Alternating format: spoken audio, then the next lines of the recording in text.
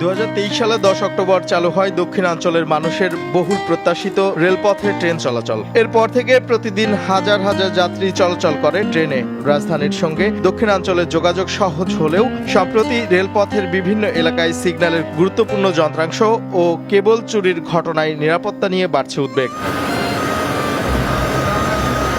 Shibchar railway স্টেশনের কর্মকর্তারা জানান, গত 6 মাসে ঢাকা-ভাঙ্গা রেলপথের বিভিন্ন স্টেশন থেকে ট্র্যাকপট সহ সিগন্যাল ব্যবস্থার বিভিন্ন সরঞ্জাম চুরির ঘটনা ঘটেছে।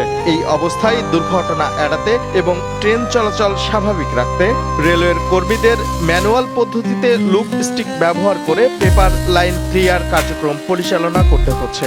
গাড়ি 1 নম্বর লাইন 2 নম্বর লাইন এরকম লাইনে যাইতো, কিন্তু ওগুলো যাইতে পারতেছে না, মানে মালগুলো চুরি হওয়ার কারণে। প্রতিনিয়ত আমাদের সিগন্যালের যন্ত্রাংশ চুরি হচ্ছে, যার কারণে আমাদের লুপস্টিকের মাধ্যমে লাইন ক্লিয়ার দেওয়া লাগতেছে। কে বা কারা আমাদের এই সিগন্যালের এই মালামাল নিয়ে চলে গেছে।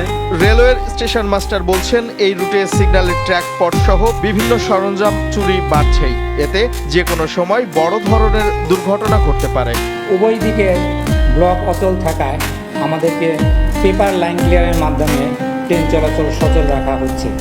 এটা শুধু আমাদের স্টেশন না, একবারে গ্যান্ডারিয়া থেকে শুরু করে আপ টু ভাঙা পর্যন্ত, ভাঙার পরেও যে নতুন লাইনের যে সিগন্যালিং ইকুইপমেন্ট আছে সেগুলোও চুরি হচ্ছে। এ বিষয়ে ভাঙ্গা রেলওয়ে পুলিশের ওসি জানান, যন্ত্রাংশ চুরির ঘটনায় আগেও মামলা হয়েছে এবং কয়েকজন চোরকে গ্রেপ্তার করা হয়েছে।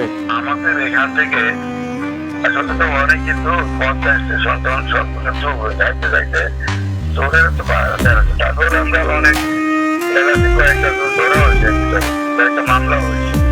প্রায় 38,629 কোটি টাকা ব্যয়ে নির্মিত 236 কিলোমিটার দীর্ঘ এই মেগা প্রকল্প এখন নিরাপত্তাহীনতার কারণে ঝুঁকির মধ্যে পড়েছে।